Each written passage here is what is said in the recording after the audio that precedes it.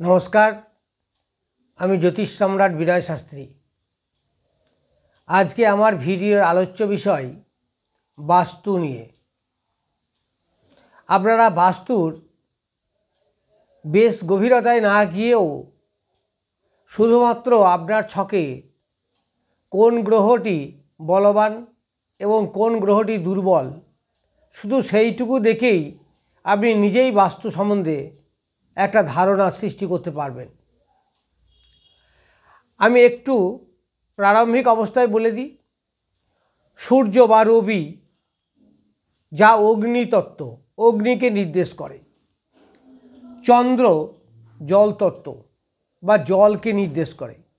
শনি বাতাস বায়ুতত্ত্ব, শুক্র জলতত্ত্ব, বৃহস্পতি আকাশতত্ত্ব বা অগ্নিতত্ত্বও বটে।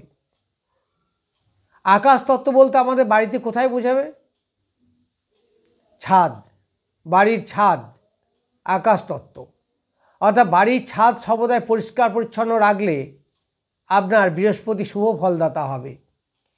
এইগুলোকে বলা হয় পাথর কবচ তাবিজ না পড়েও আপনি কিছু উন্নতি করতে পারবেন যদি জ্যোতিষের পরামর্শটা শুধু কাজে নেন। এই পরামর্শ বলতে এইগুলোই যে আপনি কি করবেন আর কি করবেন না। তারপর বুধ, বুধ হচ্ছে পৃথ্বীতত্ত্ব বা মাটিকে নির্দেশ করে। আর মঙ্গল অগ্নিতত্ত্ব। আমাদের পূর্ব দিককে নির্দেশ করে রবি। এই পূর্ব দিক যদি আপনার পরিষ্কার পরিচ্ছন্ন থাকে, সেখানে কোনো ময়লা নোংরা আবর্জনা বা ভারী জিনিস এই সমস্ত যদি না রেখে পরিষ্কার পরিচ্ছন্ন রাখেন, তাহলে রবি আপনার সবল হবে। সেক্ষেত্রে মান যশ খ্যাতি প্রশংসা শরীর ভালো এইগুলো দেখা যাবে। রবি ভালো হলে আমাদের শরীর ভালো থাকে, রবি দুর্বল হলে আমাদের শরীর দুর্বল হয়। সুতরাং বাড়ির পূর্ব দিক যদি আপনি পরিষ্কার পরিচ্ছন্ন রাখেন, তাহলে আপনার রবি বলবান হবে। ফলে মান যশ খ্যাতি সম্মান শরীর এগুলো সব ভালো থাকবে। এরপর আমি আসব পশ্চিম দিক। পশ্চিম দিককে নির্দেশ করে শনি। এই পশ্চিম দিক যদি আপনি ঠান্ডা জিনিস রাখেন, পশ্চিম যদি উঁচু হয়, তাহলে আপনার শনি সবল হবে। শনি সবল হলে কী হবে? কর্মে লাভ হবে। বাড়ির পুরুষদের কর্ম ভালো হবে, তাদের অলসতা দূর হবে, ক্লান্তি বিরক্তি হাড়ের রোগ নার্ভের রোগ এগুলো হবে না। সুতরাং বাড়ির পশ্চিম দিক ঠিক আছে কি না বলে দেবে আপনার ছকে গ্রহরাজ শনি। এরপর আসি উত্তর দিক। উত্তর দিককে কন্ট্রোল করে চন্দ্র। এই চন্দ্রমা যদি আপনার ছকে ভালো হয়, তাহলে দেখবেন বাড়ির ছেলেমেয়েদের এডুকেশন, বাড়ির মহিলারা ভালো থাকবে, অর্থ আসবে, কারণ এটা কুবেরের দিক, অর্থ আসবে। সুতরাং চন্দ্র ভালো আছে কি না আপনি আপনার ছকে নিজেই দেখতে পাবেন। এরপর আমি আসব দক্ষিণ দিক, যাকে যমরাজের দিক বলা হয়। এই দক্ষিণ দিককে কন্ট্রোল করে মঙ্গল। যদি দক্ষিণ দিক ভালো হয়, তাহলে দেখবেন অগ্নিতত্ত্ব সবল হবে। আপনারা প্রত্যেকেই জানেন, আমরা সবাই জানি যে আমাদের শরীরে উত্তাপ বা অগ্নিতত্ত্বের কত ভূমিকা। কারণ শরীর অগ্নি শেষ মানেই তার শেষ। শরীর যখন ঠান্ডা হয়ে যায় আমরা বলি মারা গেছে। তারপরে অগ্নিতত্ত্ব কত মূল্যবান। এই মঙ্গল গ্রহ বলবান হবে যদি আপনার দক্ষিণ দিককে বলবান করেন। ধরুন আপনার ছকে মঙ্গল দুর্বল আছে, তখন জ্যোতিষীর কাছ থেকে আপনার জেনে নেওয়া উচিত, তাহলে আমি বাড়ির কি করব যাতে আমার দক্ষিণ দিকটা সবল হয়। দেখবেন যে গাইড দেবে সেগুলোকে মানলেও আপনার অনেক লাভ হবে।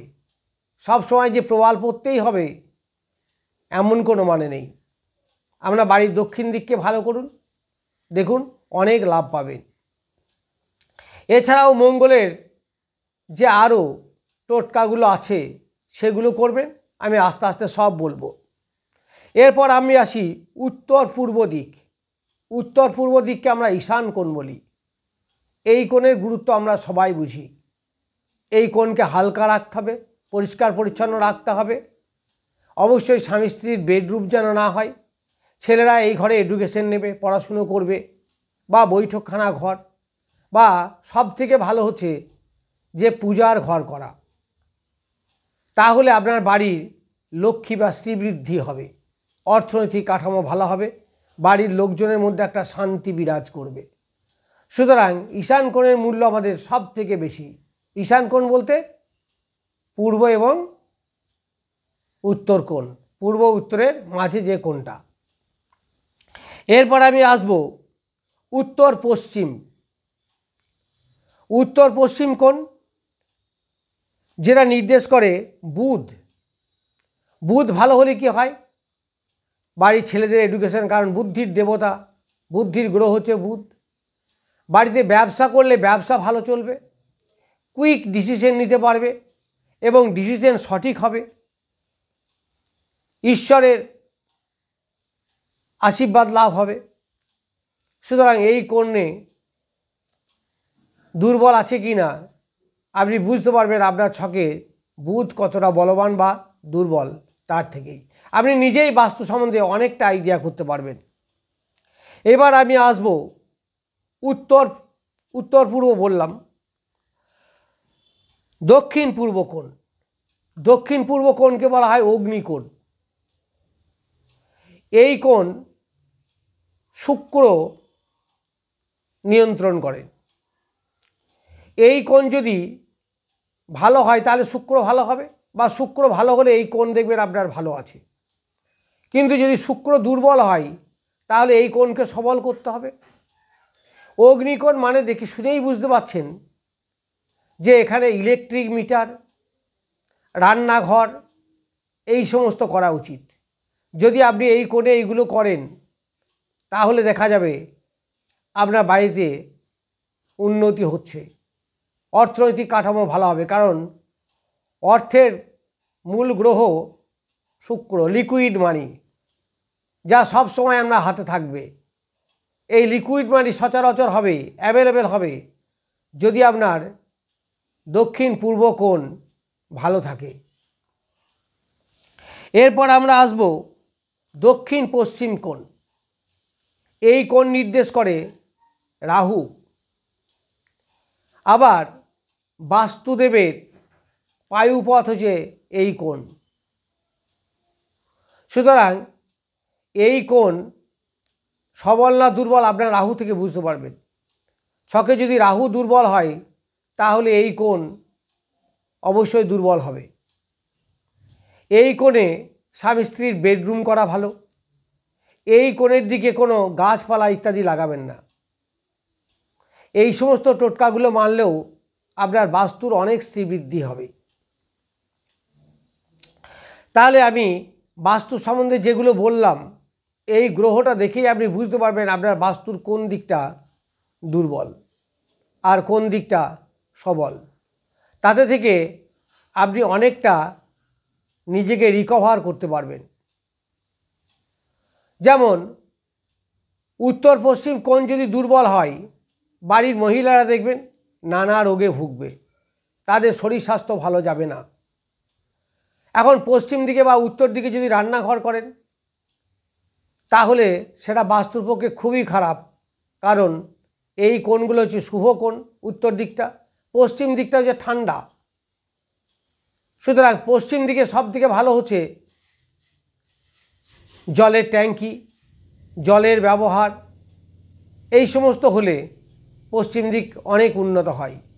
তাতে থেকে আপনার কি হবে? শনি গ্রহ বলবান হবে। তাতে কি হবে না, কর্মের দিকটা আপনার পরিষ্কার পরিচ্ছন্ন থাকবে। যাই হোক, বাস্তু সম্বন্ধে আমি মোটামুটি বললাম।